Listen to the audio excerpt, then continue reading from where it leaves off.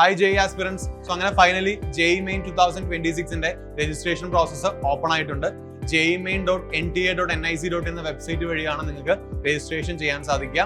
So registration ചെയ്യുന്ന സമയത്ത് നിങ്ങൾക്ക് ഇപ്പം ഒരു ടൈം പീരീഡ് ഉണ്ടാകുമല്ലോ. ഈ ടൈം പീരീഡിനുള്ളിൽ രജിസ്ട്രേഷൻ കംപ്ലീറ്റ് ചെയ്താൽ മതിയാകും.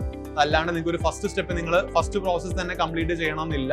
സോ രജിസ്ട്രേഷൻ നമുക്ക് പല സ്റ്റെപ്പുകളായിട്ടാണ് കൺക്ലൂഡ് ചെയ്തിട്ടുള്ളത്. അതിൽ ഫസ്റ്റ് സ്റ്റെപ്പ് എന്ന് പറയുന്നത് നിങ്ങളുടെ ഡീറ്റെയിൽസ് കൊടുത്തിട്ട് അക്കൗണ്ട് ക്രിയേഷൻ ആണ്.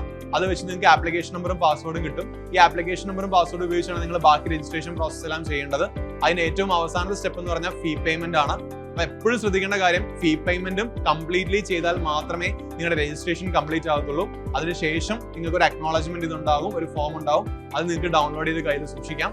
അപ്പൊ ഇത്രയും കാര്യങ്ങളാണ് നിങ്ങൾ ഈ സ്റ്റെപ്പുകളിലായിട്ട് നിങ്ങൾ ചെയ്യേണ്ടത്. വളരെ സാവധാനത്തിൽ ഡീറ്റെയിൽസ് എല്ലാം കറക്റ്റ് ആയിട്ട് തന്നെ ചെയ്യാൻ ശ്രമിക്കുക. അത് മാത്രമല്ല, അവിടെ ഇൻഫർമേഷൻ ബ്രോഷർ ഉണ്ടാകും. ആ ഇൻഫർമേഷൻ ബ്രോഷറിൽ നിങ്ങളുടെ ഫോട്ടോന്റെ സൈസും അതേപോലെ തന്നെ നിങ്ങളുടെ സിഗ്നേച്ചർ എങ്ങനെ ആയിരിക്കണം, ഫോട്ടോ എങ്ങനെയുള്ളതായിരിക്കണം, നിങ്ങളുടെ സർട്ടിഫിക്കറ്റ്സ് ഏതൊക്കെ അപ്ലോഡ് ചെയ്യണം, അങ്ങനെയുള്ള കാര്യങ്ങളെല്ലാം ഡീറ്റെയിൽഡ് ആയിട്ട് കൊടുത്തിട്ടുണ്ട്. അപ്പൊ അതെല്ലാം നിങ്ങൾക്ക് കൊടുത്ത് കൃത്യമായി വായിച്ച് മനസ്സിലാക്കിയതിനു ശേഷം മാത്രം രജിസ്ട്രേഷൻ ചെയ്യാൻ ശ്രമിക്കുക. ഓർക്കുക, നിങ്ങളുടെ എക്സാം എഴുതുന്ന പോലെ തന്നെ ഇമ്പോർട്ടന്റ് ആണ് നിങ്ങളുടെ രജിസ്ട്രേഷൻ പ്രോസസ്സ് എന്ന് പറയുന്നത്. മറ്റൊരു കാര്യം, നമ്മൾ JEE Main 2026 രജിസ്ട്രേഷൻ എങ്ങനെ ചെയ്യാന്നുള്ളത് സ്റ്റെപ്പ് ബൈ സ്റ്റെപ്പ് ആയിട്ട് വീഡിയോ ആയിട്ട് ചെയ്യുന്നുണ്ട്. അപ്പൊ അതും നിങ്ങൾ കണ്ടിട്ട് നിങ്ങൾക്ക് കൃത്യമായിട്ട് രജിസ്റ്റർ ചെയ്താൽ മതിയാകും. So all the best. Thank you so much.